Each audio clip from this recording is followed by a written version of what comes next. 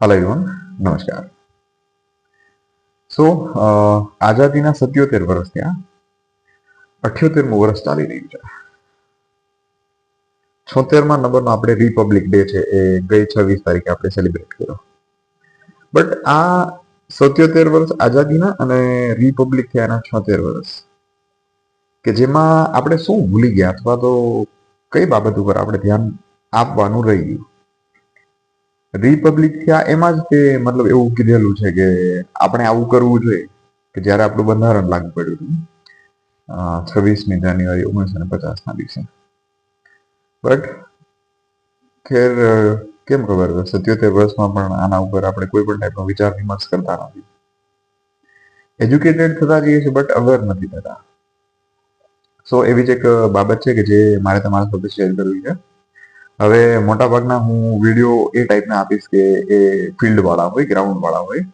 બને ત્યાં સુધી હું ટેબલ ઉપર આવી રીતે વિડીયો શૂટ કરતો અને વિડીયો આવતા, બટ હવે કંઈક અલગ લેવલના હું વિડીયો આપવા માંગુ છું। કારણ કે એજ્યુકેટેડ છું તો હું નહીં બોલું તો કોણ બોલશે, બરાબર? હવે જે વ્યક્તિને ખબર નથી એ વ્યક્તિ ક્યારેય આવું નહીં કહે કે તમે આવું ન કરો એમ, બરાબર? ઘણી વાર આપણે એવું સાંભળતા હોઈએ છીએ કે ભારત સોનાનું હતું એમ। મેં તો જોયું નથી કે ભારત સોનાનું હતું કે ચાંદીનું હતું કે પ્લેટિનમનું હતું, XYZ કોઈ પણનું હતું। બટ હાલની પરિસ્થિતિએ ભારત કેવું છે ને, એક મેં વિડીયો શૂટ કર્યો છે કે જસ્ટ તમે જુઓ કે એક વોટર રિસોર્સિસ છે।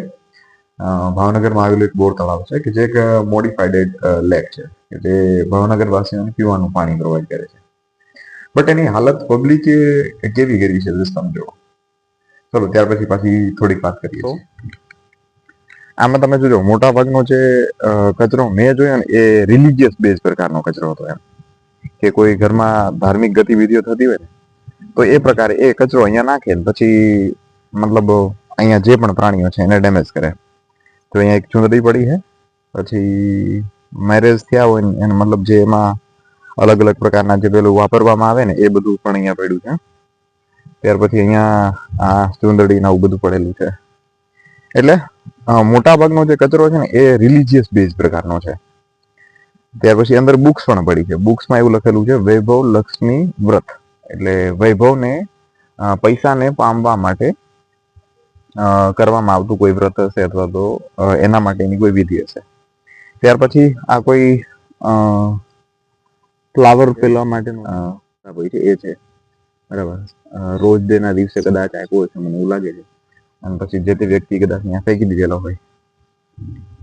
અહીંયા પણ તમે જુઓ આ ઘણા કોડિયા ને એ ટાઈપનું મૂકેલું છે। તો આમાં કેટલી વસ્તુ એવી છે કે જે આપણે ફરીથી બીજી વાર યુઝ કરી શકીએ છીએ, તો આપણે એને કેમ નથી કરતા એમ?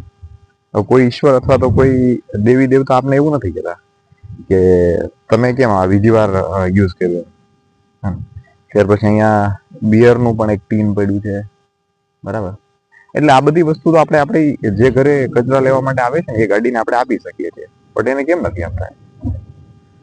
હવે આપણે જાગૃત થવું પડશે ને, ત્યારે આપણા રિસોર્સિસ છે એ બધા મતલબ નહીં સચવાય એમ।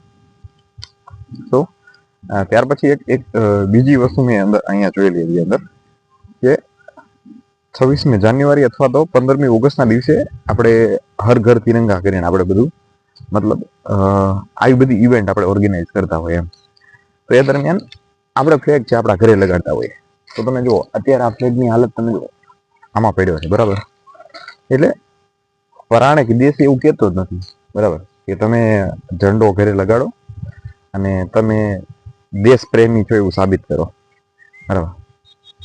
એટલે નહીં લગાડો તો ચાલશે, પણ તમે એનું અપમાન ન કરો। આવા તો કેટલાય ફ્લેગ છે એ મતલબ આ તળાવમાં પડ્યા છે, કેટલાય એમ। એટલે આ ફ્લેગની કિંમત તમે શું નક્કી કરી એમ? હવે તમે છો કોણ સાહેબ? હે? અને કોઈના કહેવાથી જો તમે ફ્લેગ લગાડી દેશો તો પછી સાહેબ એ દેશ પ્રેમ નથી, બરાબર? એને ભાવુક થયા કહેવાય। હવે ભાવુક થઈને આપણે દેશપ્રેમી બની જશું તો પછી કેમ હાલશે? ઓકે, સો તમે જોયું હશે કે કેટલો કચરો છે એ મતલબ ત્યાં ફેંકેલો છે, અને ગામનો કચરો છે એ ત્યાં તળાવમાં ફેંકવા માટે વ્યક્તિઓ આવે છે। સો પ્લીઝ કોઈ પણ ટાઈપની આવી ગતિવિધિઓ છે એને રોકો, કારણ કે આપણે આપણા દેશને ચોખ્ખો રાખવો પડશે। બહારથી કોઈ વ્યક્તિઓ નથી આવવાના, સો એ પણ મેં ઘણી બધી વાત કરી છે. આ ધરતી છે, આ ભૂમિ છે, એના પ્રત્યે મને હંમેશા ગર્વ રહે છે. પછી કાલ સવારે એમ કે છે કે આ તો દેશદ્રોહી છે, બરાબર, કારણ કે હમણાં કીધું ને કે ગોલ્ડનું હતું કે પછી પ્લેટિનમનું હતું કે ચાંદીનું હતું, એ મને નથી ખબર, બટ હાલની પરિસ્થિતિ આપણે હાલત આવી કરી છે, એટલે એને આજની તો કાલ આપણે એક્સેપ્ટ કરવી જ પડશે. એટલે કદાચ જો તમને એવું લાગે કે દેશદ્રોહીનો ટેગ આપવો છે, થોડું ધ્યાન આપજો. હું આ ધરતીને હંમેશા મતલબ માન આપું છું અને એની રિસ્પેક્ટ કરું છું કે જ્યાં હું જન્મો છું. એટલે વિડીયો ગમે તો લાઈક કરો, શેર કરો અને ચેનલને સબસ્ક્રાઈબ કરો, જેનાથી વધારે પબ્લિક છે એ અવેર થાય. Thank you so much.